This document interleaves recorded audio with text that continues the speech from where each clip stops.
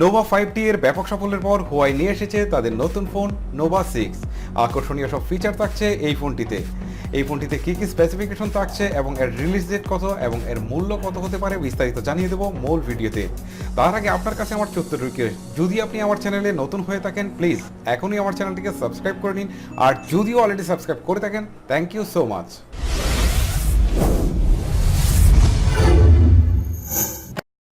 প্রথমে কথা বলি ফোনটির বডি নিয়ে। অ্যালুমিনিয়াম ফ্রেমের তৈরি এই ফোনটির সামনে এবং পিছনে ব্যবহার করা হয়েছে গ্লাস বডি। 174 গ্রাম ওজন হয় ফোনটি, আপনার কাছে খুব বেশি ওজন মনে হবে না। 7.8 মিলিমিটারের এই ফোনটি আপনার কাছে যথেষ্ট পরিমাণ স্লিমই মনে হবে। একই সাথে দুইটি সিম কার্ড ব্যবহার করতে পারবেন, এখানে কোনো প্রকার মাইক্রোএসডি কার্ড ব্যবহার করার সুযোগ থাকছে না। এবারে কথা বলি ফোনটির ডিসপ্লে নিয়ে। এতে ব্যবহার করা হয়েছে আইপিএস ডিসপ্লে। এই প্রাইস রেঞ্জের মধ্যে সাধারণত সুপার অ্যামোলেড ডিসপ্লের কথা ভাবাই যায়, তবে কেন যে সুপার অ্যামোলেড তারা প্রোভাইড করেনি এটা আসলে আমার কাছে বোধগম্য হচ্ছে না। এর স্ক্রিন সাইজ 6.2 ইঞ্চি, স্ক্রিন টু বডি রেশিও 84.2%। ফোনটি হাতে নিলে মনে হবে যে শুধু স্ক্রিনই ধরে আছেন। এর রেজুলেশন ফুল এইচডি প্লাস, অর্থাৎ 1080x140 পিক্সেল। এর পিক্সেল ডেন্সিটি 412। সো এই পিক্সেল ডেন্সিটিতে আপনার কাছে মনে হবে যে খুবই শার্প একটা স্ক্রিন আপনার হাতে। এবারে কথা বলি ফোনটির অপারেটিং সিস্টেম নিয়ে।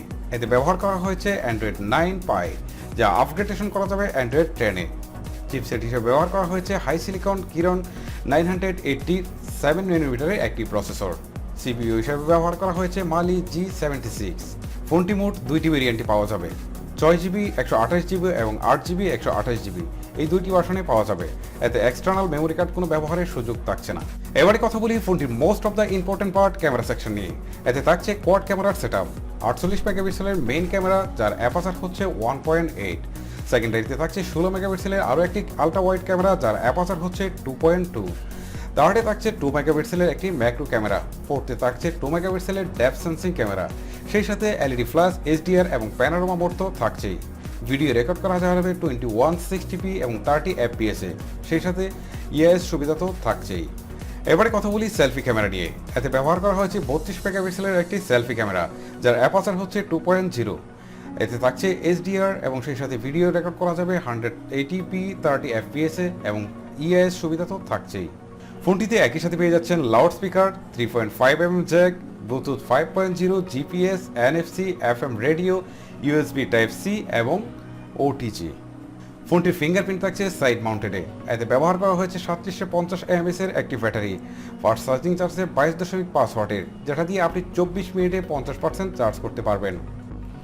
ফোনটি মোট 3টি কালারে পাবেন, ব্ল্যাক, ক্লাস ব্লু এবং মাউন্টেনার পার্পেল।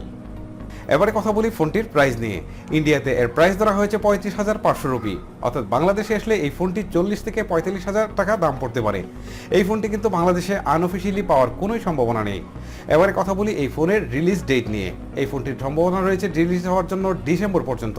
তো ডিসেম্বরে রিলিজ হলে আমরা বাংলাদেশিরা, অর্থাৎ আমরা পাবো জানুয়ারি অথবা ফেব্রুয়ারির দিকে।